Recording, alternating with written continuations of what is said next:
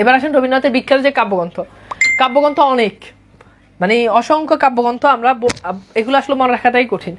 তো আমি সবসময় মানে বলে থাকি যে রবীন্দ্রনাথ ঠাকুরের কাব্যগ্রন্থ এগুলো হচ্ছে একটা মেয়ের নাম, হ্যাঁ, বেডির নাম, মেয়ের নাম, এই টাইপ, মহিলার নাম। কাব্যগ্রন্থগুলো এমন হয়ে থাকে। যেমন আপনি খেয়াল করে দেখেন যে চৈতালি, যেমন দেখেন চিত্রা, তারপর দেখেন হতে পারে যে মনস্বী, তারপর দেখেন কল্পনা, তারপর দেখেন খেয়া, দেখেন মেয়েদের নাম কিন্তু, হ্যাঁ। তারপর দেখেন আর কি হতে পারে, কণিকা, তারপর দেখেন গীতালি, খনিকা, অলমোস্ট মানে অসংখ্য এরকম রয়েছে যেগুলো কি, যেগুলো মেয়েদের নাম। যেমন দেখেন লিপিকা, গীতাঞ্জলি, মেয়েদের নাম। আরো খেয়াল করে দেখেন যেমন হচ্ছে আপনার হতে পারে যে কি হতে পারে যে বিচিত্রা, বিচিত্রিতা, তারপর হচ্ছে কি মানে মেয়েদের নাম এরকম আর কি হতো, এই যে সানাই, তারপর কি শ্যামলী। এছাড়া আরো অনেকগুলো রয়েছে, যেমন হচ্ছে এই যে বিথিকা, সেজুতি, মহুয়া। তারপরে এগুলো কি বলেন, এগুলো হচ্ছে রবীন্দ্রনাথের কাব্যগ্রন্থ। ওকে, তার মানে এগুলো আমাদেরকে জাস্ট একটু পড়তে হবে, মানে একদম মুখস্থ করতে হবে তা কিন্তু না। জাস্ট কাব্যগ্রন্থ অনেকগুলো রয়েছে, আপনাকে এখানে আমি স্লাইডে যেগুলো দিলাম এগুলো থেকেই পরীক্ষাতে প্রশ্ন আসতে পারে।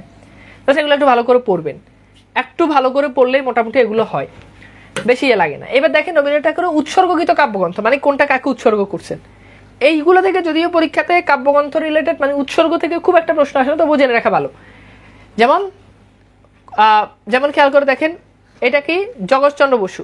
আচ্ছা, এখানে আপনাকে আমি যে জিনিসটা দেখাবো সেটা হচ্ছে, আচ্ছা এটা কবি কাহিনী হবে, দুঃখিত, এটা কবি কাহিনী হবে। উত্তর হচ্ছে কি, জগৎচন্দ্র বসুকে। বলাকে উৎসর্গ করেছেন উইলিয়াম পিয়ারসনকে, স্মরণ উৎসর্গ করেছেন মৃণালী দেবীকে, বিচিত্রা উৎসর্গ করেছেন জীবন শিল্পী, হ্যাঁ, নন্দলাল বসুকে, নৈবেদ্য উৎসর্গ করেছেন দেবেন্দ্রনাথ ঠাকুরকে, পূর্বী উৎসর্গ করেছেন আর্জেন্টিনার কবি ভিক্টোরিয়া অকম্পকে। এটা পরীক্ষাতে প্রশ্ন আসছে অলরেডি। সোনাত্তরী কবি ভ্রাতা দেবেন্দ্রনাথ সেন, খেয়া উৎসর্গ করেছেন জগদীশচন্দ্র বসু, এটা পরীক্ষাতে প্রশ্ন আসে। কণিকা উৎসর্গ করেছেন রবীন্দ্রনাথ পাতিলকে, কণিকা উৎসর্গ করেছেন প্রমথনাথ রায় চৌধুরীকে, প্রভাত সঙ্গীত উৎসর্গ করেছেন ইন্দিরা দেবীকে, এটা পরীক্ষাতে প্রশ্ন আসে। করিও কমল উৎসর্গ করেছেন সত্যেন্দ্রনাথ ঠাকুরকে, তারপর ছবি ও গান উৎসর্গ করেছেন কদম্বরী দেবীকে, এটা পরীক্ষাতে প্রশ্ন আসে। চৈতালি উৎসর্গ করেছেন পরাণ বল্লভকে।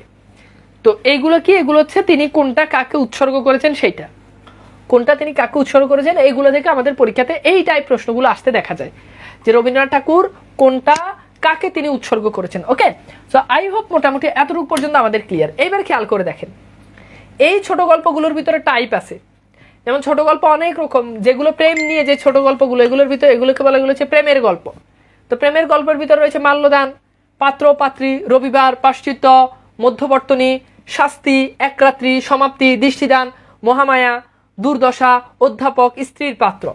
এগুলো হচ্ছে রবীন্দ্রনাথ ঠাকুরের রচিত প্রেমের গল্প। কিসের গল্প? প্রেমের গল্প। ওকে, এরপর আসেন সামাজিক বিভিন্ন বিষয়াদি নিয়ে, যেমন যৌতুক প্রথা, এই সব বিষয়গুলো নিয়ে, যেমন হৈমন্তী, পোস্টমাস্টার, ভিখারিণী, দেনা পাওনা, কাবুলিওয়ালা, মুসলমানি গল্প, দান প্রতিদান, হ্যাঁ, কর্মফল, মেঘরৌদ্র, ছুটি, দিদি, খোকাবাবুর প্রত্যাবর্তন, ব্যবধান, হ্যাঁ, পণ রক্ষা।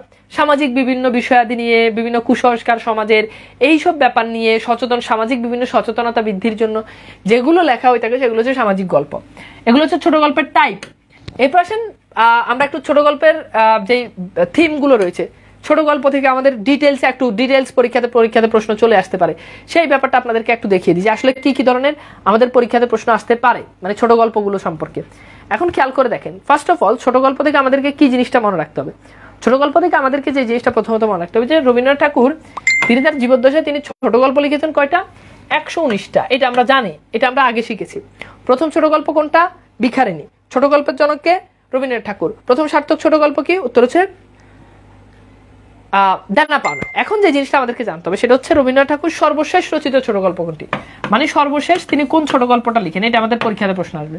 রবীন্দ্রনাথ ঠাকুর রচিত সর্বশেষ ছোট গল্প যেটি, সেটার নাম হচ্ছে ল্যাবরেটরি। এই ল্যাবরেটরি এটি হচ্ছে রবীন্দ্রনাথ ঠাকুর রচিত সর্বশেষ যে ছোট গল্প রয়েছে সেইটা। এখন ছোট গল্প তো আমরা বুঝলাম, এর আগে খেয়াল করে দেখেন এই যে এখানে আপনি যদি খেয়াল করে দেখেন অসংখ্য কাব্যগ্রন্থ কিন্তু আমরা কিন্তু পড়েছি। এই যে কাব্যগ্রন্থ যেগুলো, এই কাব্যগ্রন্থগুলোর ভিতর থেকে আমাদের পরীক্ষাতে প্রশ্ন চলে আসতে পারে। যেমন আমি যদি আপনাকে একদম কাব্যগ্রন্থগুলো যদি একদম মানে হাতে ধরে যদি আপনাদেরকে বলি, তাহলে খেয়াল করে দেখেন, যেমন ফার্স্ট অফ অল আমি স্লাইডে গিয়ে বুঝালে আমার মনে হয় যে সুবিধা হবে। যেমন এখানে আমি আপনাদেরকে যে বিষয়গুলো একটু ইন্ডিকেট করে দিব, এগুলো একটু ভালো করে। যেমন আসেন আমরা যদি বলি যে কিছু কিছু কাব্যগ্রন্থগুলো রয়েছে যেগুলো থেকে আমাদের পরীক্ষাতে বেশি প্রশ্ন আসে, যেমন ভানুসিংহ ঠাকুরের পদাবলী। এটা সম্পর্কে তো আমরা জানলামই। ভানুসিংহ ঠাকুরের পদাবলী এটা কি বলেন তো? ভানুসিংহ ঠাকুরের পদাবলী এটা তিনি ওই যে বৈষ্ণব সাহিত্যের আদলে তিনি এটা রচনা করেছেন। ওকে, বৈষ্ণব সাহিত্যের আদলে তিনি এটা রচনা করেছেন। আচ্ছা, এরপর হচ্ছে কি কবি কাহিনী। কবি কাহিনী কি? কবি কাহিনী হচ্ছে মানে তিনি যখন বয়স যখন তার মাত্র 17 বছরে থাকতে কবি রবীন্দ্রনাথ ঠাকুর তিনি এটা রচনা করেছেন। মানে 17 বছর থাকতে এটা প্রকাশিত হয়েছে। এবং কবি কাহিনী কোন পত্রিকাতে প্রকাশিত হয়েছে? ভারতী পত্রিকাতে কবি কাহিনী কি হয়েছে? প্রকাশিত হয়েছে। এবং আমরা জানি রবীন্দ্রনাথ ঠাকুরের প্রথম প্রকাশিত বা প্রথম কাব্যগ্রন্থ কোনটি? উত্তর হচ্ছে কবি কাহিনী। উত্তর কি? উত্তর হচ্ছে কবি কাহিনী। এবং এই কবি কাহিনী এটা ছন্দ কি ছিল পরীক্ষাতে? তাও প্রশ্ন আসে। উত্তর হচ্ছে এটি অমিত্রাক্ষর ছন্দে এটি রচিত ছিল। ওকে, রচনা করেছেন অমিত্রাক্ষর ছন্দে তিনি এটা রচনা করেছেন। এরপর আমরা যেটা পাই সেটা হচ্ছে আমরা পাই বনফুল। বনফুল কেন বিখ্যাত? বনফুল হচ্ছে তার রচিত প্রথম, কিন্তু প্রকাশিত প্রথম বা প্রথম বললে সেক্ষেত্রে উত্তর হচ্ছে কি? উত্তর হচ্ছে কবি কাহিনী। এরপর আমরা দেখতে পাই যে শেষের লেখা। শেষের লেখা যেটি ছিল এটি হচ্ছে রবীন্দ্রনাথ ঠাকুরের যে বিখ্যাত যে শেষের লেখা, এটি যে শেষ কাব্য ছিল শেষের লেখা। এরপর হচ্ছে সঞ্চিতা। সঞ্চিতা হচ্ছে রবীন্দ্রনাথ ঠাকুরের শেষ কাব্যগ্রন্থ। সঞ্চিতা রবীন্দ্রনাথ ঠাকুরের শেষ কাব্যগ্রন্থ। এগুলো থেকে পরীক্ষাতে বেশি প্রশ্ন আসে।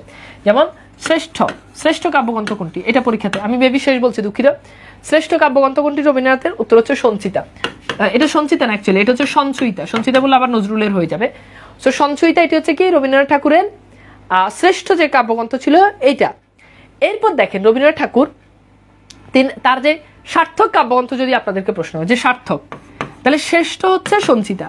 কিন্তু যদি পরীক্ষাতে প্রশ্ন আসে না সার্থক কোনটা, তখন উত্তর হচ্ছে পুনশ্চ। এই পুনশ্চ এটা হচ্ছে কি? সার্থক। তাহলে সার্থক ছোট গল্প কোনটা? উত্তর হচ্ছে পুনশ্চ। এগুলো থেকে আমাদের পরীক্ষাতে প্রশ্ন আসবে। ভানুসিংহ ঠাকুরের কথা বলি, এটা খুব ইম্পর্টেন্ট। এরপর আসেন গীতাঞ্জলি।